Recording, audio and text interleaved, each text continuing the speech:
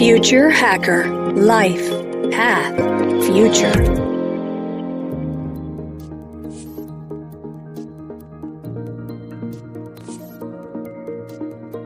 Welcome back, everybody. This is the second episode of Future Hacker with MP Oliveira, the Chief Innovation Officer for EY MENA. I'm your host, Maria Taide, and we have so many exciting contents here to cover, so let's keep moving.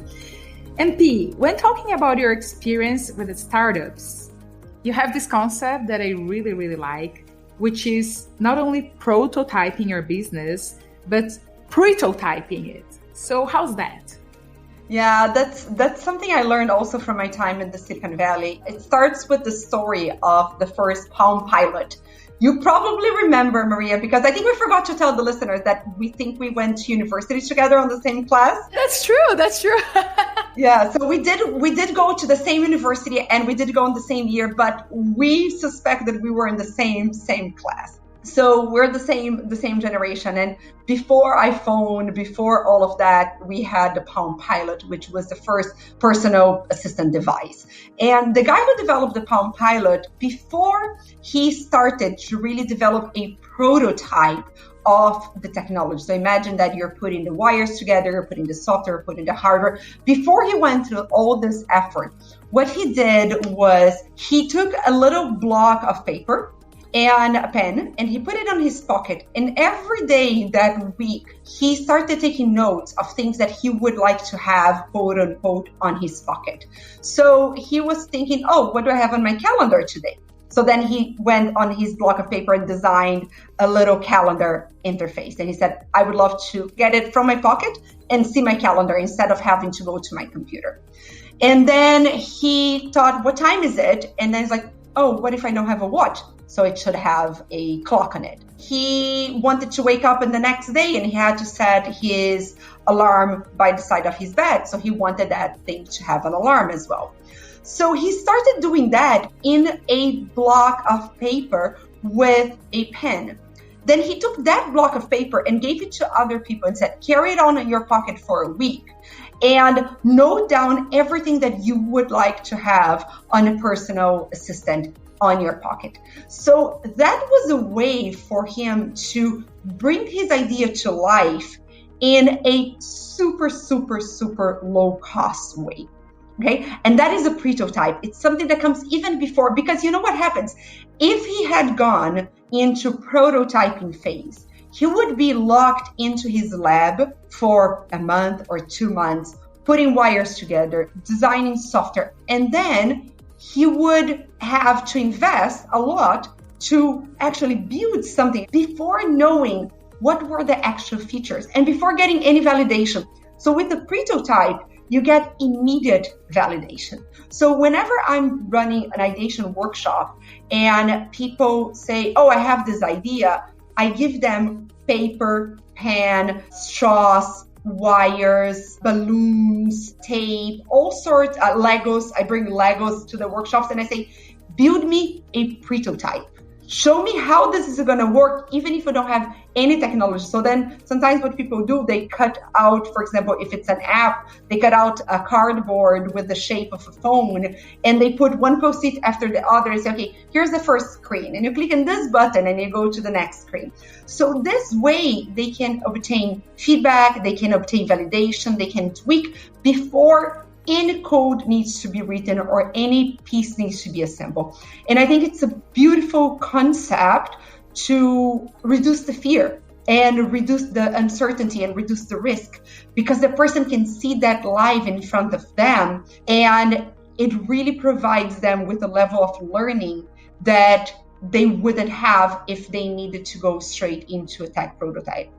It's such a great idea because you're telling everybody that, listen, you can still try your idea without having any investment, with a pen and a paper. You can still try it because many people they have a PowerPoint and they just start looking for funding. And the first thing is that if they get it, it's going to be a bad business for sure, because it's especially around here, right?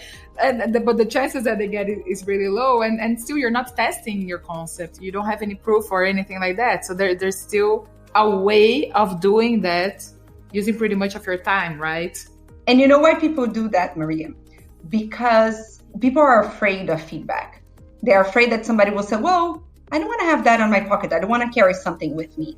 And some people will say that. Some other people will find lots of value. But humans, we are afraid of feedback. So we prefer to stay inside with our ideas and transform them. And that's why we do PowerPoints first instead of Pretotype. We try to convince the world that that is a good idea. Exactly.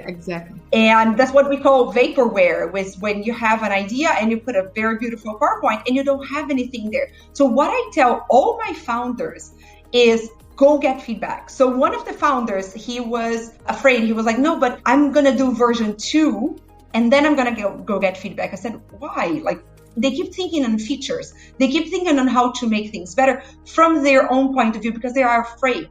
This founder, once he went out to get feedback, he found out that idea, the angle that he was having to develop that idea, wouldn't work. And he found out it very, very quickly. He stopped version 2, and then he started something else that was very different from what he was doing. So he didn't need to invest all his time on version 2. Can I give one example of how I use that for myself? Sure. So I lived in Singapore before moving here to Dubai now. And when I was there, we were trying to develop a financial product for the unbanked, for the poor population who don't have bank accounts in Indonesia. So to test this idea or to test the concept, I took a plane with a colleague. We went to Indonesia, to Jakarta. We went with an interpreter because people don't speak English on the outskirts of Jakarta. And we went on the outskirts of the city to the very popular markets. And we started doing a bit of ethnographic research. So instead of asking people, would you need this financial service from a bank? We started asking them, how do you sell your product? How people pay for your product? Oh, they pay cash. How do you buy the fabric to make those dresses? How do you pay your employees? So we started asking a lot of questions around how was their financial life? What were they saving for? What were their life priorities? How did they get a loan if they needed a loan? And then we found out that every time we mentioned the word bank and said, oh, do you have a bank account? No, I don't have a bank account. Why don't you have a bank account? Banks are too complicated. Oh, but what if you need a loan? Oh, then I go to my family and friends. You don't go to banks? No. Banks are too complicated. So then we found out that the whole premise of our first idea, which was poor people in developing countries need loans from banks, they don't want that. They want to have no relationships with banks. So then we came back after spending $5,000. We just spent $5,000, which was like minimum investment. 2 days in Jakarta, 2 people and an interpreter doing this research. We came back and we had to reinvent our idea altogether because we, from our ivory tower sitting in Singapore in a beautiful office of a big corporation, we thought poor people in Jakarta wanted to have a relationship with banks, but they were just feeling left out. It was a desire for them. That was our thought. So then we were creating something for the bank to offer them. And what we found out is that they wanted nothing to do with banks. So we had to completely reconfigure our idea and our product. That's the perfect example. I love that. Thank you for sharing, MP. So, for people that are not aware, MP, she has a lot of really great content on the web in podcasts and interviews. So just make sure you search her name after this interview. But I did hear a couple of phrases that you said out there that I'd like you, to tell us what's behind those, okay? The first one would be, innovation is the art of surviving. Okay, so that came from something I learned, I think on university, that is the concept of entropy. So entropy is a concept that every living thing will be born, mature, and die. When we innovate at a corporation, what we're trying to do is combat entropy, combat this idea that every business should die. And that's why I was talking on the first episode about the idea of waves and surfing 2 waves at the same time, because every business model and every business will eventually exhaust its potential. because consumers change, because regulations change, because competition changes, because businesses change. So what you need to do is create these muscles, create this internal capability to, while you're riding the first wave, you look at the things that are going to be your second and your third and your fourth wave. And you start going there without abandoning your first business. Sometimes you have to abandon. So when we look at, for example, Netflix is a great example of a business that saw that technology was bringing disruption and completely abandoned one business and went to another. So I think you remember Netflix starting as a DVD mail company. So they would compete with Blockbuster by mailing you a DVD. And once they saw that the streaming technology would make streaming videos available to everybody, they changed the brand of their mail-in service. They increased the price. So like they were just pushing people out of that business and said, we're going to jump full on into streaming. We cannot afford to lose that wave. Otherwise, we're going to lose the business. One of the examples of a company who lost the wave is Microsoft, when they completely lost the wave of mobile technology.